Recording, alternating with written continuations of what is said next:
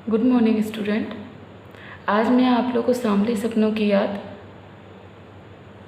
पाठ का सार रूप बताऊंगी, जिसे जाबिर हुसैन जी ने एक संस्मरण के रूप में लिखा है। संस्मरण जो किसी की याद में लिखा जाता है, जो कि एक डायरी शैली में लिखा गया है। जाबिर हुसैन जी ने इसे बहुत ही सरल और सहज भाषा में लिखा है। इस पाठ में उन्होंने अपने दुख और अवसाद को दर्शाया है, क्योंकि सालिम अली जी की मृत्यु हो गई है, जिसका वो वर्णन कर रहे हैं और उनके बारे में पूरा अपनी भावना को दर्शा रहे हैं। इस पाठ में पूरा उन्हीं का वर्णन किया गया है। वे कहते हैं, सालिम अली जो कि एक पक्षी प्रेमी थे, सुनहले परिंदों यानी पक्षियों के खूबसूरत पंखों पर सवार सेनानी यानी यात्री सपनों की एक जनसमूह यानी खामोशी वादी की तरफ आगे चले जा रहे हैं। कौन जा रहे हैं? सालिम अली जी। उन्हें कोई भी इस समय रोक पाए यह संभव नहीं है। इस सफ़र में सालिम अली सबसे आगे चल रहे हैं, क्योंकि जब किसी की मृत्यु हो जाती है तो उसमें क्या होता है, वो सबसे आगे चलते हैं। इसी में वो आगे बोलते हैं, पिछली सभी सफ़रों और यात्रा में से जितनी भी यात्राएं उन्होंने की, पक्षियों के प्रेमी रहे हैं तो उन्होंने बहुत सारी यात्राएं की हैं, अलग अलग जगह गए हुए हैं। तो इसमें से यह जो उनकी यात्रा, उनकी जो मृत्यु वाली अंतिम यात्रा, यह एकदम ही भिन्न है।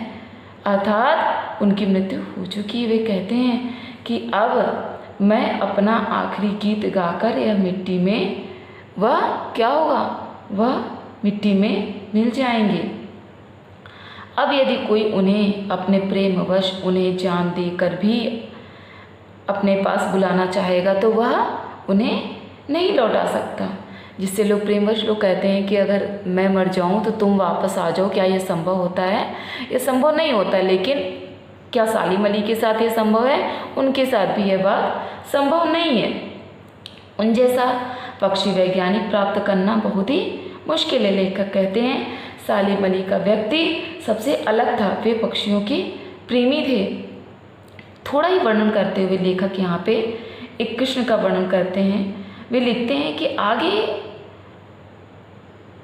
वे कहते हैं कि आज हम सुनते हैं कि कृष्ण ने रासलीला रची थी, माखन भरे घड़े फोड़े थे, घने पेड़ों के नीचे विश्राम किया था, तेज आवाज़ में बंसी बजाई, और जिससे पूरी दुनिया संगीतमय हो गई थी। पता नहीं कितने ही मिथक यानी जिसकी कोई प्रामाणिकता नहीं है, वे इनसे जुड़े हुए हैं। अब आगे इस वर्णन को ये यहीं पे समाप्त करते हुए फिर सालिम अली जी के बारे में लिखते हैं। वे कहते हैं कि सालिम अली जी की उम्र 100 वर्ष तक पहुंच रही थी, और वे उनके बारे में बताते हैं उस समय उनकी कैसी स्थिति, और वो बहुत ही लंबी बीमारी से जूझ रहे थे। उन्हें कैंसर की बीमारी हो गई थी, जिसके कारण उन्हें क्या है, उनकी मृत्यु हुई थी। सालिम अली पत्नी तहमीना, जो कि उनके जीवन भर उनके साथ रहीं, एक दिन साइलेंट वैली को बचाने के लिए वे प्रधानमंत्री, उस समय के जो प्रधानमंत्री थे चौधरी चरण सिंह, उनके पास वो जाते हैं, जो कि एक किसान परिवार से थे। सालिम अली की बात सुनकर चौधरी चरण सिंह जी की आंखें नम हो गई थी, क्योंकि जो किसान परिवार से रहता है वही एक वहाँ के बारे में अगर कोई उनको कोई वर्णन बताएगा तो उसको ज़्यादा उस चीज़ की जानकारी होती है।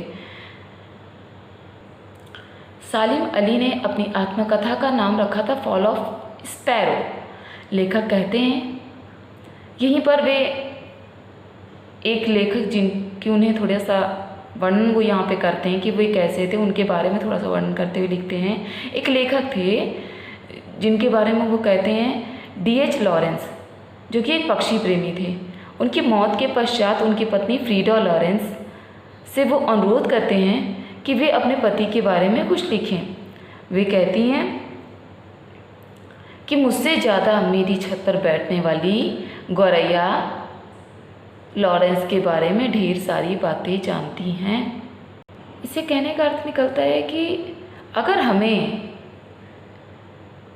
लेखक के बारे में, लेखक की आत्मकथा तो लिखी, लेकिन अगर हमें उनके बारे में जानना है तो हमें क्या करना होगा? हमें पक्षियों से हम जान सकते हैं, क्योंकि वह किसके सबसे ज़्यादा नज़दीक रहे? वह पक्षियों के सबसे ज़्यादा नज़दीक रहे। आगे भी लेखक बताते हैं कि एक घटना हुई थी।